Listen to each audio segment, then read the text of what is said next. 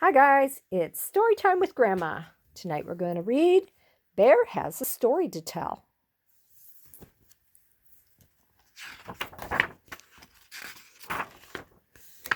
It was almost winter and Bear was getting sleepy. But first, Bear had a story to tell. "Mouse, would you like to hear a story?" asked Bear with a yawn. "I'm sorry, Bear," said Mouse, "but it's almost winter and I have many seeds to gather." Bear helped Mouse find seeds on the forest floor. When they had finished, Mouse said, "See you soon," and tunneled underground to wait for spring.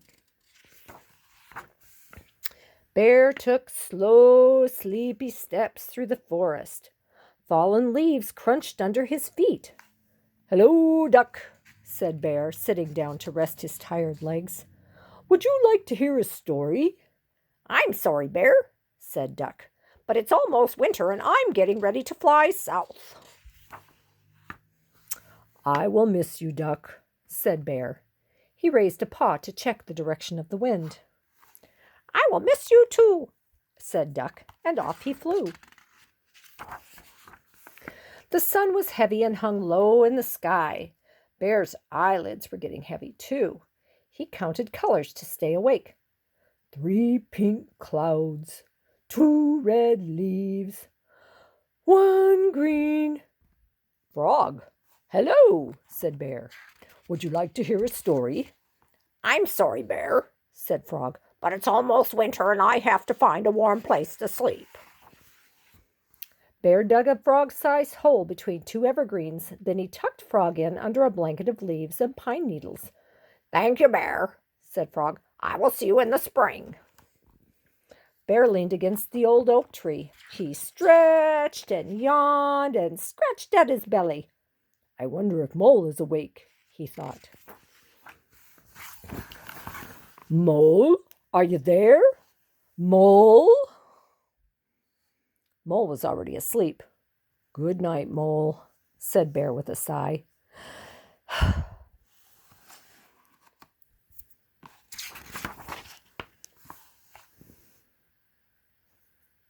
The first winter snowflakes began to fall.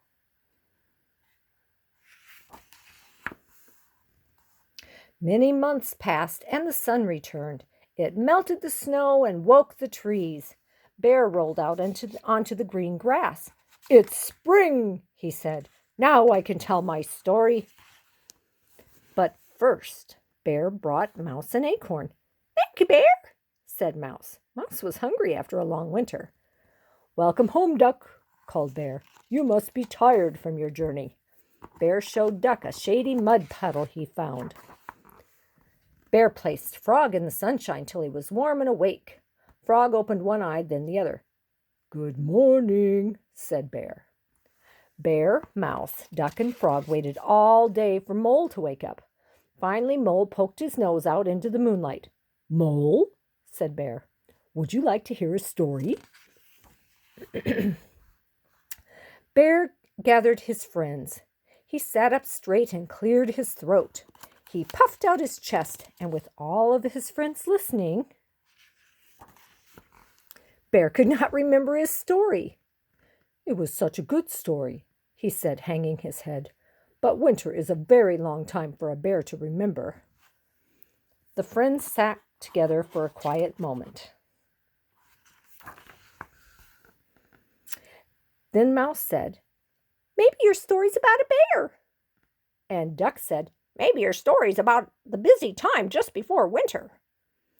"I think there should be other characters too," suggested Frog. "Like a mole," said Mole, "and a mouse and a duck and a frog." Bear sat up straight again. He cleared his throat, puffed out his chest, and began his story with, "It was almost winter, and Bear was getting sleepy." And that is the story of Bear Has a Story to Tell.